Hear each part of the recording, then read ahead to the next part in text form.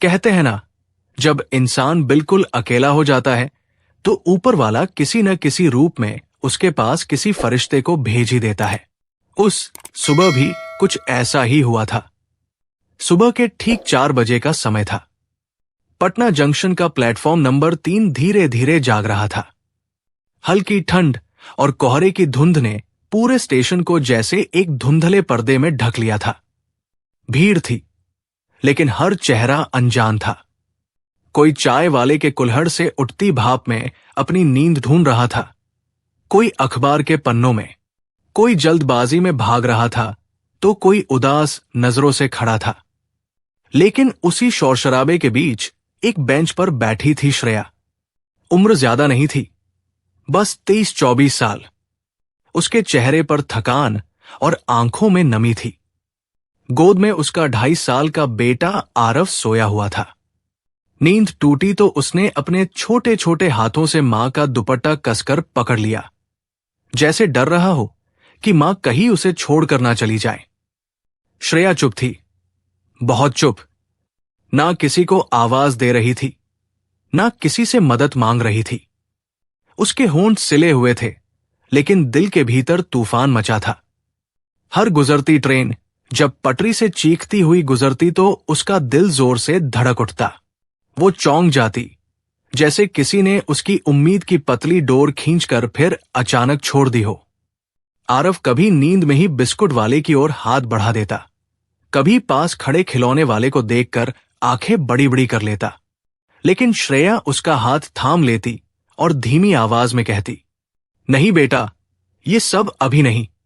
उसकी आवाज में मां की ममता थी, लेकिन आंखों में वो बेबसी थी जिसे सिर्फ वही जान सकती है जिसने अपने बच्चे को भूखा देखा हो और फिर भी उसके लिए कुछ न कर पाए। उसी बेंच से कुछ ही दूरी पर एक युवक बैठा था। नाम था आदित्य, उम्र 27 साल। बैंक में नौकरी करता था। पटना अपने घर त्योहार मनाने आया था और अब मुंबई लौटने वाला था। भीड़ भाड़ में भी उसकी नजर बार बार उसी युवती पर ठहर जाती। वही हल्के नीले दुपट्टे में लिपटी, बच्चे को सीने से लगाए बैठी और हर बार ट्रेन रुकने पर घबराकर खड़ी हो जाने वाली, लेकिन भीड़ देखकर फिर से बैठ जाती। आदित्य के मन में सवाल घूमता रहा, कौन है ये लड़की? इतनी परेशानी में भी क्यों अकेली है? और इतनी बहादुर भी कि बिना आवाज किए सब सह रही है। जब तीसरी बार आरव ने पापड़ वाले की ओर हाथ बढ़ाया तो आदित्य से रहा नहीं गया। वो उठा, पापड़ का एक पैकेट लिया और श्रेया के सामने रखते हुए मुस्कुराकर बोला, लो नन्हे दोस्त, थोड़ा खा लो। श्रेया ने चौंक कर देखा। आंखों में सवाल थे, गुस्सा नहीं, लेकिन आत्मसम्मान की आंच जरूर थी। उसने धीमी, थकी हुई आवाज में कहा, आपने ये क्यों लिया? मेरे बेटे का पेट भरा है, ये बस ऐसे ही हाथ बढ़ा देता है। आदित्य ने हल्केपन से जवाब दिया, कोई बात नहीं, बच्चा है, थोड़ी सी खुशी पा लेगा तो क्या बिगड़ जाएगा? श्रेया कुछ नहीं बोली, उसने बस अपने बेटे को देखा। आरव पहली बार उस सुबह मुस्कुरा रहा था, पापड़ खाते हुए, और उसी पल आदित्य ने समझ लिया, ये सिर्फ भूख की मुस्कान नहीं है, ये उस मासूमियत की मुस्कान है जो कई दिनों बाद लौटी है। कुछ देर बाद आदित्य ने हिम्मत करके पूछा, अगर बुरा न माने तो एक बात पूछूं, आप कहां जाना चाहती है? सुबह से आपको यही देख रहा हूं। श्रेया पहले तो चुप रही, जैसे सोचे कि जवाब देना भी ठीक होगा या नहीं। फिर धीरे से बोली, मुंबई जाना है, जनरल टिकट है, लेकिन इतनी भीड़ है कि बच्चे के साथ चढ़ने की हिम्मत नहीं हो रही। बस इंतजार कर रही हूं कि कभी कम भीड़ वाली ट्रेन मिल जाए। आदित्य ने तुरंत कहा, तो आप चिंता क्यों कर रही है? मैं भी मुंबई जा रहा हूं।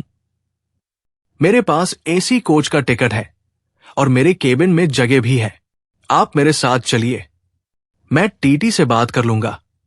श्रेया की आंखों में हैरानी थी, जैसे पहली बार कोई अजनबी उसके लिए इतनी दूर तक सोच रहा हो।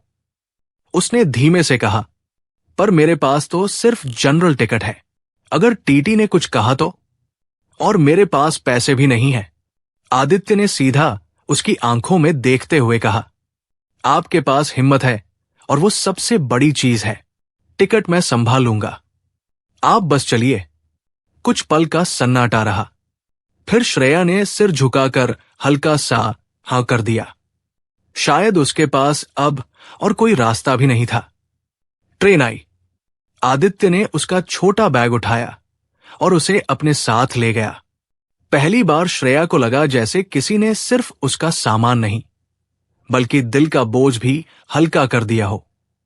अंदर घुसते ही ठंडी हवा का झोंका लगा तो श्रेया सहम गई। इतना ठंडा क्यों है यहां? उसने अनायास पूछा। आदित्य मुस्कुराया। क्योंकि आप पहली बार यहां आई हैं। फिर उसे सीट पर बैठाया। जब टीटी आया तो आदित्य ने उसे बुलाकर अलग से बात की। श्रेया दूर से सब देखती रही।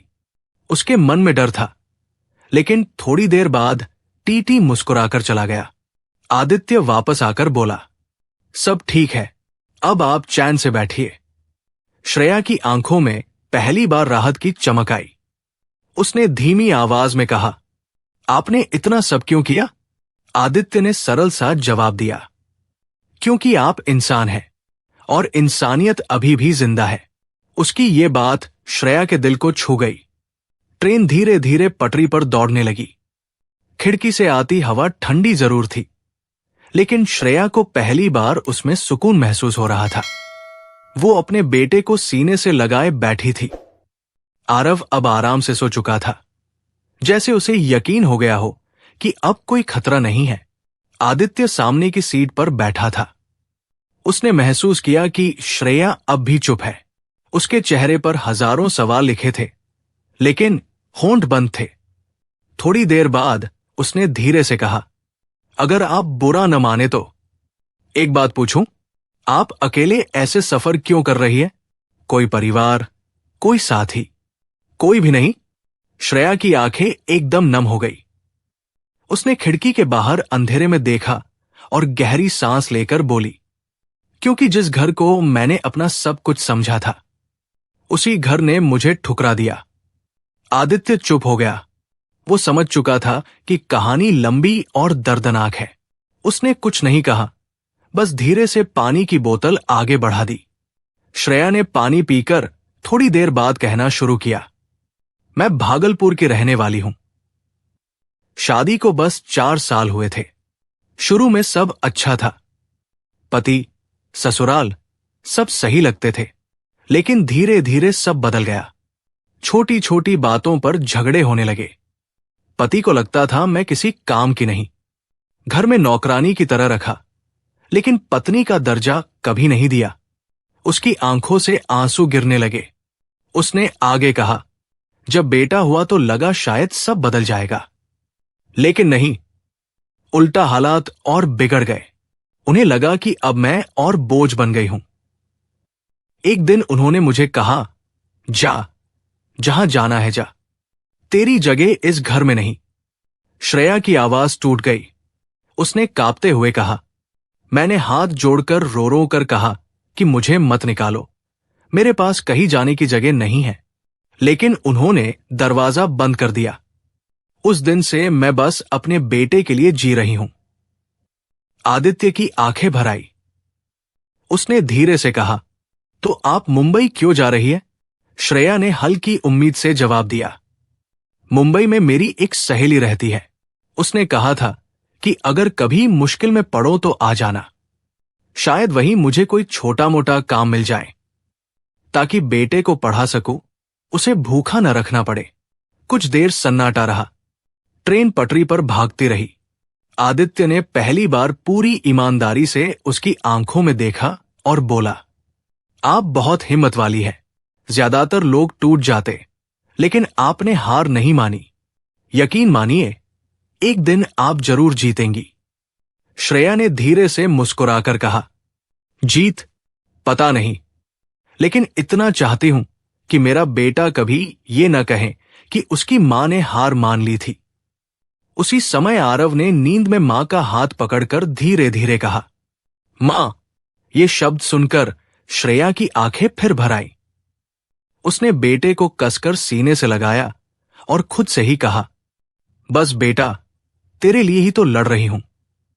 आदित्य उस पल बहुत कुछ कहना चाहता था, लेकिन चुप रहा।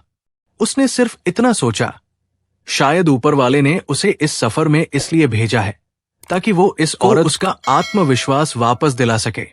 ट्रेन अपनी पूरी रफ्तार से भाग रही थी। खिड़की से बाहर बस अंधेरा ही अंधेरा था, लेकिन श्रेया को लग रहा था जैसे कहीं बहुत दूर एक उजाला उसका इंतजार कर रहा है। मुंबई तक का सफर लंबा था। बीच बीच में आदित्य उसे पानी देता, बच्चे के लिए बिस्कुट लाता और कोशिश करता कि माहौल थोड़ा हल्का रहे, लेकिन श्रेया हर बार बस मुस्कुराकर रह जाती। वो अजनबी से बहुत कुछ कहना चाहती थी, लेकिन डरती थी कहीं ये भी बाकी लोगों की तरह सिर्फ हमदर्दी दिखाकर मुंह न फेर ले। रात गहराती गई। डिब्बे में कुछ लोग खर्राटे ले रहे थे, कोई किताब पढ़ रहा था। आदित्य ने देखा कि श्रेया अपने बेटे को सीने से लगाए सीट पर ही बैठी है। उसने धीरे से कहा, आप लेट क्यों नहीं जाती? बच्चे को भी आराम मिलेगा। श्रेया ने झिझकते हुए जवाब दिया, नहीं, मैं ऐसे ही ठीक हूं। नींद वैसे भी अब जल्दी कहां आती है। आदित्य कुछ पल चुप रहा, फिर बोला, कभी कभी जो नींद छिन जाती है उसे वापस लाना आसान नहीं होता, लेकिन कोशिश करनी चाहिए, क्योंकि अगर आप सोएंगी नहीं तो कल अपने बेटे के लिए कैसे लड़ेंगी? ये सुनकर श्रेया पहली बार मुस्कुराई। उसने धीरे से कहा, आपकी बातें अजीब है, लेकिन सच्ची है। उस रात लंबे समय बाद श्रेया ने आंखें बंद की। शायद उसे भरोसा था कि कोई है जो उसके और उसके बेटे के बीच दीवार बनकर खड़ा है। सुबह हुई। ट्रेन धीरे धीरे मुंबई सेंट्रल में दाखिल हो रही थी। बाहर गगनचुंबी इमारतें, भागती भीड़ और अनगिनत चेहरे थे। श्रेया के लिए यह सब बिल्कुल नया था, जैसे एक समंदर हो जिसमें वो और उसका बेटा बस एक छोटी सी नाव हो। प्लेटफॉर्म पर उतरते ही आदित्य ने उसका बैग उठाया और पूछा, तो अब कहां चलना है? आपकी सहेली कहां मिलेगी? श्रेया ने मोबाइल निकालकर नंबर मिलाया। कई बार कॉल करने के बाद सहेली ने फोन उठाया, लेकिन उसकी आवाज में झिझक थी। उसने कहा, श्रेया, मैं बहुत माफी चाहती हूं। अभी घर में हालात अच्छे नहीं हैं। अगर तुम आओगी तो मुश्किल हो जाएगी। ये सुनते ही श्रेया के पैरों तले जमीन खिसक गई। उसकी आंखों से आंसू बहने लगे। उसने फोन काटकर धीरे से कहा, अब कहीं नहीं जाना है, कोई जगह नहीं है मेरे पास। आदित्य ये सुनकर चौंक गया। उसने तुरंत कहा, ऐसा मत सोचिए। जब तक आप अपने पैरों पर खड़ी नहीं हो जाती, आप अकेली नहीं हैं। मैं हूं ना। श्रेया ने रोते हुए कहा, लेकिन मैं आपके लिए बोझ बन जाऊंगी। आपका क्या हक बनता है मेरी मदद करने का? आदित्य ने बिना देर किए जवाब दिया, हक इंसानियत देती है, और बोझ तो तब होता है जब इंसान खुद हार मान ले।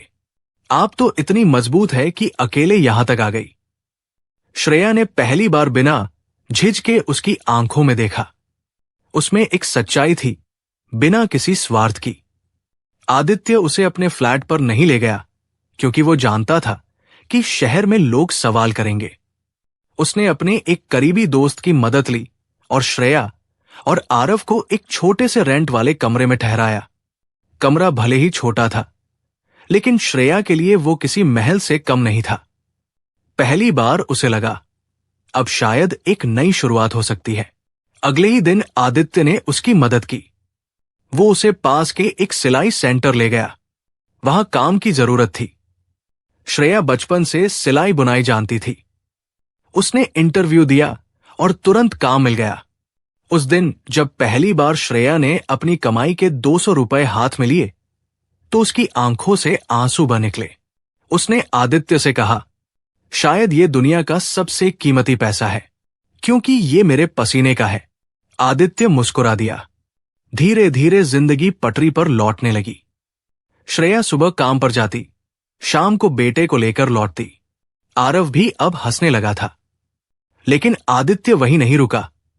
वो हर रविवार को आकर आरव को घुमाने ले जाता, उसे किताबें और खिलौने लाकर देता। धीरे धीरे वो इस छोटे परिवार का हिस्सा बन गया। श्रेया जानती थी कि आदित्य की जिंदगी में उसके लिए कोई जगह नहीं है, क्योंकि समाज सवाल करेगा। लेकिन दिल के किसी कोने में उसने महसूस किया कि अगर आज वो जिंदा है तो सिर्फ इसी इंसान की वजह से। एक दिन रात को जब श्रेया सिलाई कर रही थी तो अचानक आदित्य आ गया। उसने कहा, मेरी ट्रांसफर की खबर आई है, शायद मुझे दिल्ली जाना पड़े। ये सुनकर श्रेया का दिल जोर से धड़क उठा। उसे लगा जैसे फिर से सब कुछ छिन जाएगा। उसने हिम्मत जुटाकर पूछा, और हम? आदित्य ने उसकी आंखों में गहराई से देखा और कहा, आप और आरव मेरी जिम्मेदारी है। चाहे मैं कहीं भी रहूं, आप कभी अकेली नहीं होंगी। बस एक वादा करिए, हार मत मानिएगा। श्रेया रोते हुए बोली, अगर आप मेरे साथ हैं तो मैं कभी हार नहीं मानूंगी। मुंबई की भीड़ भरी जिंदगी अब श्रेया को धीरे धीरे अपनाने लगी थी। वो रोज काम पर जाती, बेटे को संभालती और छोटी सी दुनिया में खुश रहना सीख रही थी।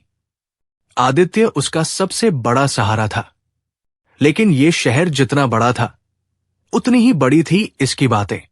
लोगों ने देखना शुरू किया कि एक अकेली औरत के पास हर हफ्ते एक ही युवक आता है। कानाफूसियां होने लगी। जरूर कुछ चक्कर है। आजकल औरतें बहाना बनाकर ऐसे ही जीती है। ये बातें धीरे धीरे श्रेया तक भी पहुंचने लगी। एक शाम जब आदित्य आरव को पार्क में घुमाकर लौटा तो श्रेया ने दरवाजा बंद करते ही कहा, अब आप यहां मत आया कीजिए। लोग बहुत बातें बना रहे हैं। मेरा बेटा बड़ा हो रहा है, उसके सामने मैं ये सब बर्दाश्त नहीं कर सकती। आदित्य चौंक गया। उसने शांत स्वर में कहा, लोग तो तब भी बोलेंगे जब आप सही होंगी। क्या उनकी वजह से आप अपनी जिंदगी जीना छोड़ देंगी? श्रेया की आंखें भर आई। उसने फुसफुसाकर कहा, लेकिन मैं नहीं चाहती कि मेरा बेटा कल किसी की उंगली का शिकार बने। मैंने पहले ही बहुत जलीलियां झेली है, अब और नहीं। उस रात दोनों के बीच लंबी चुप्पी रही। कुछ हफ्ते बाद आदित्य को दिल्ली ट्रांसफर का आदेश मिला। जाने से पहले वो आखिरी बार श्रेया के पास आया। उसने कहा, श्रेया, मैं जानता हूं ये शहर आपके लिए नया है, लेकिन आपने इसे अपना बना लिया। अब आपको किसी की जरूरत नहीं। लेकिन मैं इतना जरूर कहना चाहता हूं, अगर कभी मुश्किल में पड़े तो मुझे याद कर लेना। चाहे मैं कहीं भी रहूं, मैं आपके साथ हूं। श्रेया की आंखें डबडबा गई। उसने बस धीरे से कहा, आपने मुझे इंसानियत पर भरोसा दिलाया। आज अगर मैं खड़ी हूं तो सिर्फ आपकी वजह से। आप भले ही दूर चले जाएं, लेकिन मैं हमेशा दुआ करूंगी कि आपको जिंदगी से वही सुकून मिले जो आपने मुझे दिया। आदित्य कुछ नहीं बोला। उसने आरव को गले लगाया और चला गया। दिन बीतते गए। श्रेया अब और मजबूत हो चुकी थी।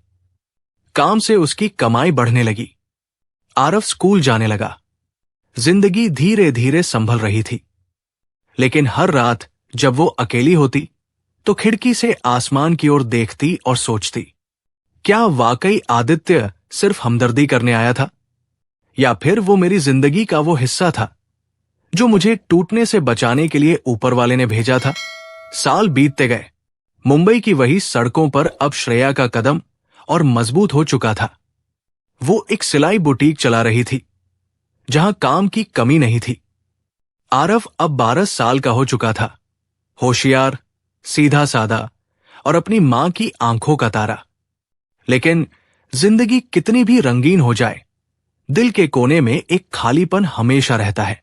श्रेया के लिए वो खालीपन था आदित्य। कभी कभी जब वो खिड़की के पास बैठकर चाय पीती तो उसे लगता मानो आदित्य सामने खड़ा मुस्कुराते हुए कह रहा है, डरो मत, मैं हूं ना। एक दिन अचानक बुटीक के दरवाजे पर घंटी बजी। श्रेया ने सिर उठाकर देखा और पल भर के लिए उसकी सांस थम गई। सामने आदित्य खड़ा था। वही चेहरे की सादगी, आंखों में वही गहराई, लेकिन अब बालों में हल्की सफेदी और माथे पर काम का बोझ साफ झलक रहा था। श्रेया की आंखें नम हो गई। बस इतना कह पाई, आप? आदित्य ने हल्की मुस्कान के साथ कहा, दिल्ली से लौट आया हूं। अब यहां ही रहना है। सोचा, सबसे पहले उस इंसान से मिलूं जिसने मुझे सिखाया कि किसी अजनबी की मदद करना भी जिंदगी का सबसे बड़ा सुकून है। श्रेया चुप रही। होंठ कांप रहे थे, लेकिन शब्द नहीं निकल रहे थे। उसी वक्त आरव स्कूल से लौट कर आया। जैसे ही उसने आदित्य को देखा, उसकी आंखें चमक उठीं। अंकल, आप वापस आ गए।